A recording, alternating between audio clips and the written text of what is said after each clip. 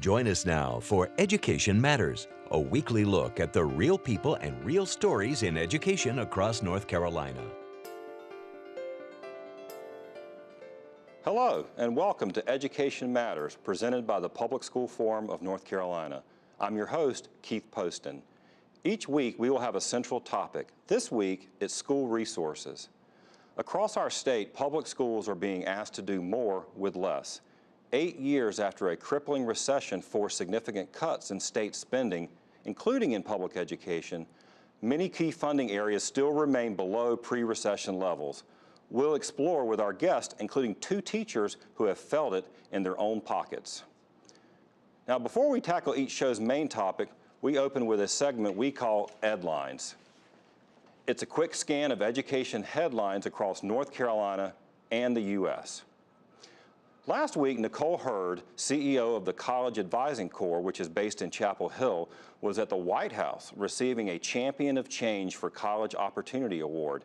She was one of 10 people nationally to be honored. The College Advising Corps has nearly 600 trained college counselors in high schools across the country, serving in public schools with large low-income populations. They help students apply for college admission and financial aid. They coach them on interviews and entrance test preparation. Now, this might look like some sort of spin class, but students at Martin Middle School here in Raleigh are learning math while using their new desk cycles. These are devices placed under a desk that people can pedal like they're on a bicycle. Math teacher Bethany Lambert heard about them, and she thought they might be an answer for her students with all their pent-up energy, distracting themselves and others. In addition to local news, Bethany was interviewed on national news and the BBC. Now, as a lifelong fidgeter and foot tapper myself, I mean to get one of these desk cycles up here. The U.S. Supreme Court opened its new term this week. On the docket are several significant cases that will impact public education, including special education and government funding for private religious schools. Stay tuned for updates as those cases move forward. And finally, great results last week came out of the College Board as North Carolina students posted gains in both the SAT and advanced placement tests last year. They outpaced national results.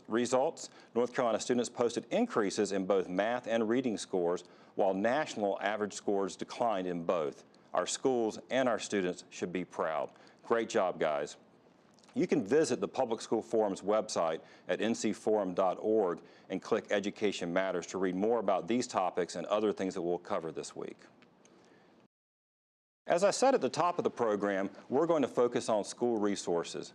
As the new school year was about to begin, you may have seen or read news reports about local teachers forced to buy school supplies out of their own pocket.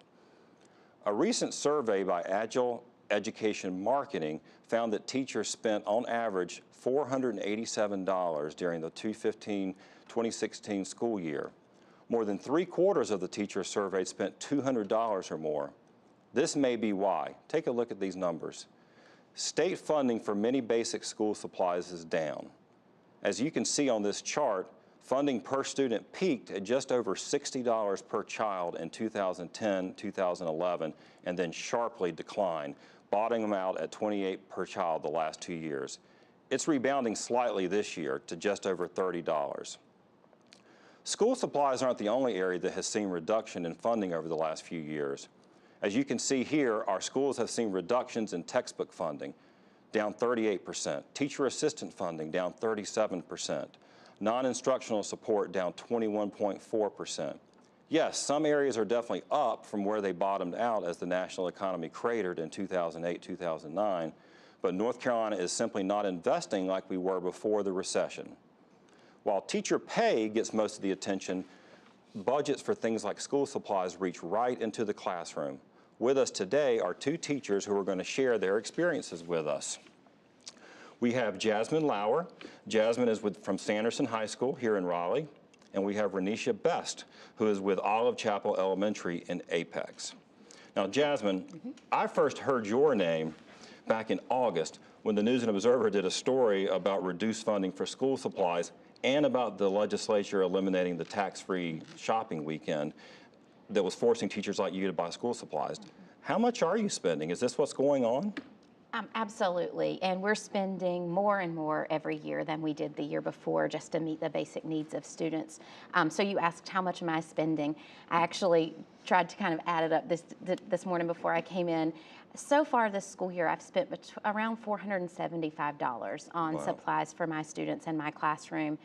Simple things like colored pencils, pens, paper, paper clips. So that you know? survey was actually pretty accurate as Right, far as what absolutely. you think teachers. Now I have to follow up because that story that I mentioned, which we have posted on our website, generated a written response in the newspaper from probably the second most powerful legislator in Raleigh, Senator Bob Rucco. He wrote a letter to the editor basically saying, you shouldn't complain because you're really so much better off than you used to be 4 years ago before all the tax cuts and pay raises. That must have been kind of surreal. It was. It was very frustrating. It really was, because I do make more money than I did pre-recession. I don't make what the state promised me pre-recession my salary would be at 17 and a half years, but I do make more money than I did. However, I don't believe under any circumstances that it's appropriate to say the salary I'm given for the work I do should be spent on supplies for students. That's not my obligation as a teacher. It's the obligation of the state to provide a free and public education. Right, Renisha. What's going on at Olive Chapel, and with you and with teachers that you know there and across Wake County? Is it similar stories? It's exactly the same. I was listening to what Jasmine was saying about how much she spent, and I'm a year-round teacher, so I've been in school since August 1st, and my other colleagues at my school have been in school since July 11th. And just looking at how much I've spent, it's very close to almost $600. Wow. And we just finished the first quarter. So we still have many, many more school days left to go. And I know there's going to be a lot more coming out of my pocket, because in order for me to continue being a creative and innovative teacher, I have to reach into my purse every month, sometimes every single week, to give them what they need. Frankly, I have a hard time getting my head around the fact that we just don't have enough paper and pencils and crayons. I mean, we're not talking about special things. We're talking about basic supplies. Now, Jasmine, you've been in teaching for 17 years? 17 and a half, I think. 17 and a half, yeah. Is it different today than it was when you started? Absolutely. I teach high school English, so in my curriculum, mostly what we do is read books, right? That's what we do. Right. We read books. And so one of the things that we don't have like we used to are the supplemental texts. You remember from high school, we all remember from high school, taking home a copy of All Quiet on the Western Front or Things Fall Apart, and we just don't have them anymore. Last year, I bought a class set of books for my students because I wanted them to read a book that we only had 20 of in the book room, and that wasn't enough for my students to read them. So we're finding that just not even to be creative and innovative, like Ranisha said, but in order to be what I need to be to get my students the skills they need, I'm having to spend money on content even, not just supplies, but the things they have to have in order to gain their content knowledge. Renisha, what about them? How do the parents react? I mean, I was a parent myself. I know I'm going to open house first week of school and get this big list of things that we could really use. I mean, that's kind of the norm now. It truly is. And I have so many kids who come in and they truly can't afford it. So in order for them to continue getting what they need, I have to go buy it. And we don't have textbooks at my school. So then I'm trying to find ways to recreate the wheel and find ways that I can truly give them the information and instruction that they need. It's very, very similar. It's across the board. So what do we need to do as a state? I mean, is it something, obviously there is we've got, we're going to talk about school funding on this show over the next, several weeks, months. The state of North Carolina has an obligation to provide, as you mentioned, a sound basic education. We also have the counties. Wake County is actually one of the better funded school systems in the state. But yet we're still seeing this. What do you think we need to do? We have to reinvest in public education. Exactly. And we have to listen to the people of North Carolina who, if you ask across the board, people say, I love my kids' schools. I loved the schools I went to. I wish that we gave more to public education. And we need to start listening to the people of North Carolina who say it's important to us that we invest in public education. Right. I completely agree. It's so important. The education's the future. I know how cliche that sounds, but it really is. Right. And if you want to continue advancing North Carolina, you've got to invest in our kids. And it starts with the classroom. And I think it's really important too, not just that we talk about our obligation to students, because we do, but we have an obligation to them, but we also have an obligation to our state and to the employers of our state, that we're providing a sound education so that we have a capable workforce. And I think not only private citizens, but I think corporations and businesses and universities all need to be giving this pressure to say, invest in public education because we need it. Right. Now, you're obviously seeing a lot of children coming in, much more diverse student population than ever before. Obviously, lots of differences in terms of family income and where they come. I'm guessing things like the extra resources that you're saying that you don't have would make things a little bit easier to help some of the children who already are coming in, kind of having less resources at home, and then they're coming into school and you're having to sort of ration things. That's and I'd say probably Renisha will say the exact same thing, but in my classroom, my belief has always been that no student should come in and not be on a level playing field. So if I ask students to have a 3-ring binder, then everybody in the room is going to have a 3-ring binder. If they can't afford it, or if their parents don't get them one for whatever reason, then I'm going to provide that for them, because I don't ever want a student to feel like they were ill-prepared because they couldn't afford what was needed in class. So a lot of times that's where all of that extra money comes that we're spending. We're providing for those kids who can't afford it also. Well, man, even with these challenges, is it still worth it? Absolutely. I wouldn't change a thing. Absolutely. I love it every day. Y'all are terrific. Thanks so much. You guys are great. you. We appreciate what you do every day. Up next, you'll want to stick around and hear from 2 people very engaged in supporting our schools at the local and state level. As we go to break, see if you can answer this question. The state budget for textbooks in 2009-2010 was $111 million. What is the textbook budget for 2016-2017?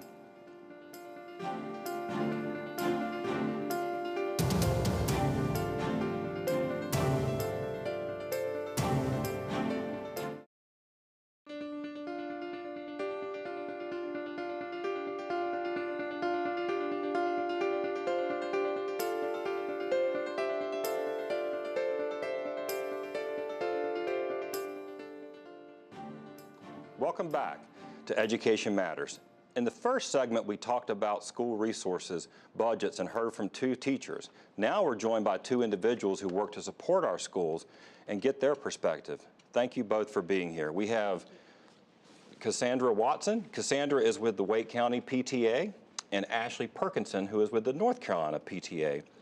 Now, Cassandra, I'm going to start with you. You've been very engaged in the PTA. I understand you helped start one at your children's school, and now you're involved overall with Wake County. What drove you to get involved with PTA in the first place? Well, both of my parents were former educators, and I understand the importance of having a support unit such as PTA. My daughter started kindergarten back in 1998, and that's when I began my career in PTA.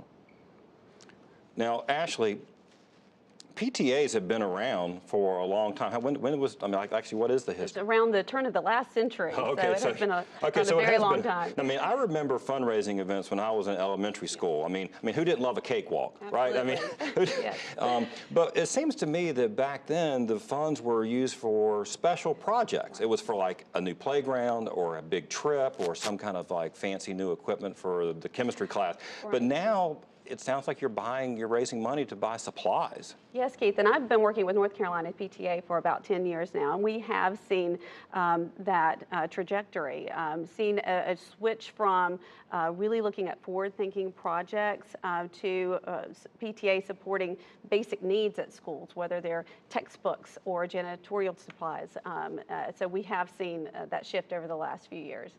Right, which is unfortunate because obviously there are PTAs that raise a significant amount of money that could be, let's say, add-on things. It actually only makes me think about some of the things around the North Carolina Lottery, where you'd like to see new things being done as opposed to just funding certain projects. Necessities, yeah. That's right. And the PTA's mission is every child's potential a reality. And so if PTAs are really bound with trying to help schools with some of those basic needs and supplies, then it does tie the hands of really being able to look at some of those unique new projects. Cassandra, has that been your experience as well? Is there you're seeing sort of fewer like new special projects and really things to I don't know kind of fill the gap? Yes, there has been. As I was mentioning to Ashley, my daughter, when she went to kindergarten, her list to take to school was very short. There were maybe 3 to 4 items, and by the time my son got to school 3 years later, the list had gotten longer. And even as the years progressed, as they both got to high school, the list got even longer with paper requests, sticky notes, glue sticks, all these. I mean, there's just a long list of things that the teachers do need. And at Heritage High School, which is the school that I helped charter the PTSA at, we even did a supply drive to try to help the teachers get just basic supplies. Well, and the community is really generous about things like that. I mean, people like to do that. I mean, you've got all sorts of programs, whether nonprofits and churches, other organizations. But as we said, it does seem to be filling a gap as opposed to doing something special. In fact, I know when I take my own daughter out school shopping before the school year, you'll see parents out buying, having a whole cartload of things at, a Walmart or Target or Office Depot, and then of course you'll see teachers pushing on. They're buying the same things. It's kind of like a little bit of both going on. Is that? And I know Ashley, you've got kids in the schools too. You see the same thing. Absolutely, and the list grows. And then to hear teachers talk about spending $400 and $500 out of their own pockets, and it's one of the reasons that North Carolina PTA has really focused on advocacy. So not only are PTAs working within their individual schools, but also focusing on bringing our policymakers into our schools so that they can see those needs firsthand and can communicate with the teachers and administrators. Did you, I know you heard our first 2 guests, our teachers, they were both talked about spending $600 already? Right. Does that shock you? Unfortunately, no. And working with North Carolina PTA, we hear from PTAs throughout the state, and that does seem to be a constant theme that we're hearing not only from teachers, there is the T in the PTA, but also from parents as well. Right. Now, Cassandra, I'm sure you've also seen a lot of, I'm sure PTA probably uses this as well as individual teachers, seeing a proliferation of websites, GoFundMe sites, Donors Choose, another way to do it. But again, I mean, is that something that you've noticed more with teachers in the schools that you support and where your kids are? Well, not necessarily so, but I have seen it on social media. I know that there have been instances where the teachers have come to us and said, hey, can you fund this for us? We need this for our classroom, as an individual PTA at a high school level. Not so much when it was middle school or elementary schools, and of course that was a while ago, but now I think that is the case. Ashley, let me wrap up with you. Obviously, Wake County, we're one of the wealthier counties in North Carolina, so you have PTAs, obviously, that can also raise a lot of money. That's not always the case in not just in Wake County, but in rural counties. How does PTA try to help those schools too? Absolutely, and it's one of the reasons that we do focus so much on advocacy, because where you have significant needs that aren't being met, that really takes action from policymakers. And so PTAs really can't fill the gaps, and if they can't fill the gaps in counties like Wake County, they certainly can't fill the gaps in counties that don't have the income rates that Wake County does. Right. Well, thank you both for what you're doing. On our website, you have links to how to get involved with your PTAs. Do great work. When we come back, we're going to East Wake County for our weekly Leadership Spotlight.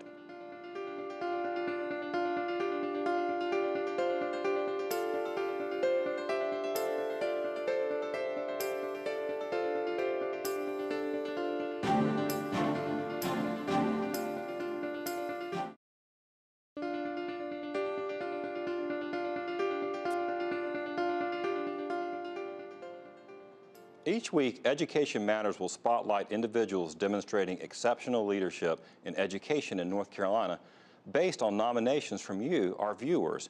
These leaders could be principals, superintendents, people from the community, teachers, business people, parents, students, really anyone demonstrating leadership for our schools. This week, we go to East Wake Academy, a public charter school in Zebulon, to hear from the principal of that middle school, Virginia Jacobs. Leadership Spotlight is presented by the Borough's Welcome Fund, advancing biomedical science by supporting research and education. I mean business, and I mean business about my babies. Every last one of these are my babies. I feel like any issue that they have is my issue, and I'm gonna be the first one to try to solve it. Whatever we do impacts how they feel about themselves. It shapes them as people. It shapes how they're gonna be as adults. No decision I make is about me. No decision I make is about teachers. They're student first. Every decision is student first. I am actually just a facilitator of that. Those teachers are the driving force, and the kids just suck up everything they give them. I try to allow teachers who are leaders to be just that. And in a lot of places, teachers' voices are shunned. And I feel like if you have an opinion, if you have something that's gonna make a difference for us, say it. I wanna hear it. I like my teachers to be creative, to do whatever they needed to be sure the students got it. I have teachers that foot in the classroom. I have teachers that video lessons. I have teachers that like to do field trips on campus. I like to have teachers that take kids off campus for different things. School should be an experience. Students should want to be here, want to see, oh gosh, what am I gonna get today? So why not give them what they want? Why not give them that experience? Our kids are some of the best kids. They teach me just as much as I teach them. And so we want to be sure that our environment matches the needs of every student, no matter where you come from, and that if you leave here by chance, that you're prepared in any school, and that you're prepared to go out and be in the real world and be able to be successful. Isn't she great? I can sure see why Virginia was nominated for our spotlight. If you know someone who deserves to be recognized, visit our website at ncforum.org and click on Education Matters, and you'll find a link. After the break, this week's final word.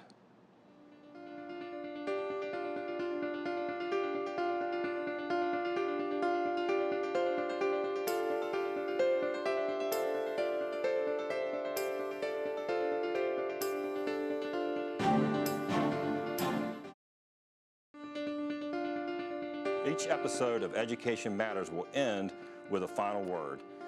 I've been in the workforce for almost 30 years, and I can safely say I've never had a job where I had to provide my own office supplies, my own paper and notepads, or buy toner for the office copy machine, or was encouraged to set up a personal fundraising website when I went to my boss about a new initiative that would help the company, or just simply needed something to do my job, a job I'd be held accountable to regardless.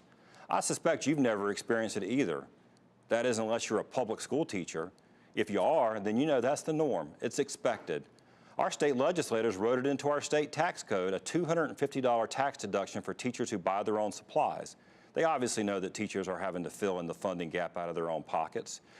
People who go into teaching do it because they want to teach, and nothing is going to stand in their way of teaching their students, even if it means spending money they really can't afford for basic school supplies like paper, or a lunch for a child in their class who doesn't have money to eat that day, or maybe to buy extra clothes or coats to keep in the closet for a kid who needs them. They'll just do it. Renisha and Jasmine, who you met earlier, they would do it every time, I promise you. North Carolina ranks 44th nationally in per pupil spending. What that means is 43 other states spend more money on their children than North Carolina currently does. It's unacceptable, particularly given our state's long history of properly supporting public education. Funding schools shouldn't be political, but it seems like everything has to be nowadays. If this situation we described today sounds fine to you, then do nothing. But if it offends you like it does me, if you think our underpaid teachers shouldn't also have to buy classroom supplies, do something about it. Get engaged, support your local schools like the PTA leaders we met. But talk to your legislators who write the budgets, vote. I don't care if Republicans properly fund our public schools or Democrats do. We just need to get it done. Come back and see us next week.